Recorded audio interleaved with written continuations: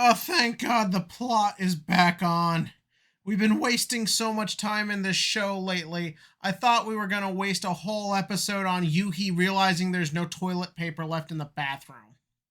Hello, everybody. Once again, we are here to talk about Yu-Gi-Oh! Go Rush, and thankfully, like I said, stuff is happening again. Lord. One thing I'll say after watching Cardfight Vanguard, and I just do a video on that again, is that may be like the more competently made thing right now, and even Shadowverse, I'd say, feels like it has it more together than Yu-Gi-Oh does right now. But as with Yu-Gi-Oh, it's like always weird and insane that there's always something to talk about, which I can't always say about the other two besides they're just well made. Take that statement how you will. But for right now, let us discuss this episode.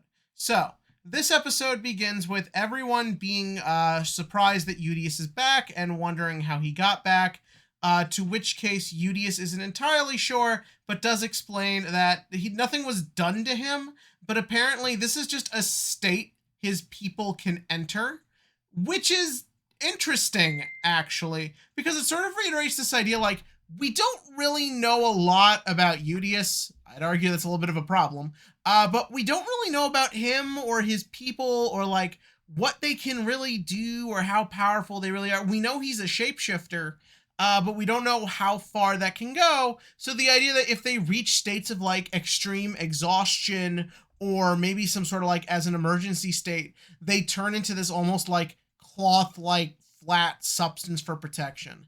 It's kind of a neat idea. Although, again, I don't know why the Valgyrians, or whatever you want to call them, didn't, like, just explain this. I'd argue there's a lot of problems with how most of the Valgyrian stuff has been handled up until now. But, shut up, phone. That's not really here or there at the moment. For right now, we're just discussing what happened here and now. But yeah, so, Udius comes back. He gets his cards back, and touching his cards makes him realize that YGO is the one who brought him back. But I like that he doesn't say it at first. One thing that we do know about Udius is that he definitely seems to internalize a lot of his issues and his worries. So at least keeping that consistent character trait. I mean, everyone finds it out later anyways, but keeping it like concise right then and there, I thought was a nice addition. But so then naturally the plot for the episode starts. Yuhi goes to the bathroom, where thank God that was a 10-second thing. And it was kind of funny. He opens the door and the weird crab girl robot person is just there. That's one of those like weird half-second jokes you don't really expect. But yeah, that worked. And we find out that Rovian and the Goha girl are just like there. And you know what?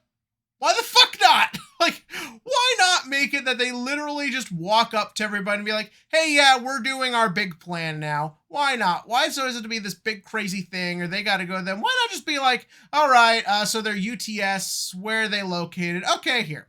And they just go, and the episode goes from there, to which case the plot of the episode is that they want UTS. Why do they want UTS? Obviously, it's because the space treasure or whatever is below the building. But yeah, no, they want UTS, and Manabu being like, taking aliens out is against the law, and the Goha girl being like, I don't care. I don't know why. That was really ballin'. Like, that was the most based thing I've seen on this show so far, just being like, fuck the rules. But yeah, and also they're eating the cake, which was a special cake. As someone who wants cake, I understand the pain. But yeah, no, so they're just kind of like, all right, we're going to take the company. We're willing to pay you this weird space rock that actually looks like this mineral stone I have from back when I was collecting minerals. And a friend of mine thought it was fake and thought it would be a good idea to bang it against the table to prove it was fake, which only just proves it's fragile. That mini rant brought to you by the fact that I'm into some weird things. But anyways, so yeah, going back to the episode. They're all like, we're not going to let you buy the company. But Udius is like, but we will let you duel to consider the offer. Which I think is funny. He doesn't outright say that we'll just give you the company if I win. It's like, no, we'll consider your offer. Like, we still want your fucking money if you're taking this from us. But yeah, no, so then we get to the duel, and I like this duel. It's a lot of fun. First up, the little thing that Udius can only use 2 monster zones is weird because it goes back to the problem I've brought up before with Yu-Gi-Oh! And that is that why does the dual disc need to be there? But yeah, no, so Udius can only use 2 monster zones. And he's obviously facing someone who's proven to be really smart and really manipulative. It makes for a really fun challenge, and I like the fact that like every card played here has purpose. Udius is trying to set something up, and so is she. And what's sort of fun is that her way of setting up strategy is just take advantage of the natural things that the duel just allows, like card advantage, or properly like messing with equip spells, all these different little ticks to how she plays. It makes for a lot of fun. And the fact that she is like this very like calm, like troubadour music playing type, it really makes the character just feel like a lot of fun. Like this is a girl who's smart and in charge, and this is how she shows it. But she never feels the need to really get over the top or like angry or zany unless she's pushed to that point, which is something I like. I feel like that's something we've lost nowadays. The idea of an antagonist who is so smart and so ahead of you that they don't need to get angry, and that's what makes them scary. And that's kind of what makes this character interesting and intimidating, is that she doesn't feel the need to get like serious or heated up. She's just kind of like, this guy's interesting. Also, I'm going to make it seem sort of flirtatious so the internet doesn't make yaoi of him and the rival. But yeah, so they have their duel going on. Meanwhile, outside the duel, what looks like spaceship with more Earth Dammer stuff is on its way to Earth. Who's got the Earth Dammer stuff? Where's it coming from? What's going on? No idea. But it seems to work into YGO's plans, as well as seems to have Kappagai and Asuna interested. And again, that's nice. These are characters who have been established to be hiding something and have agendas of their own. So showing that this is the thing that starts bringing it all together is just kind of a nice way to build the intimidation factor of it. As of right now, it's just a big black cloud goop thing in space. Yu-Gi-Oh! Has done this a lot. So it's not really scary on its own, but knowing that characters who have been established to be intelligent are afraid of it, or at the very least concerned about it, is actually quite interesting and exciting. The last sort of interesting thing going on here is also the last thing of the episode, which is the whole thing with the space treasure, in which case, in a twist you get a lot in these sorts of shows, turns out the space treasure is underneath the UTS building. And what it is that this is what London is looking for. He's got the journalist guy from Sevens with him. And this whole thing is spawned by the fact that when Yuamu was a little girl, she read about it in a family book, I guess. And like this thing is a secret Oda family thingamabobber.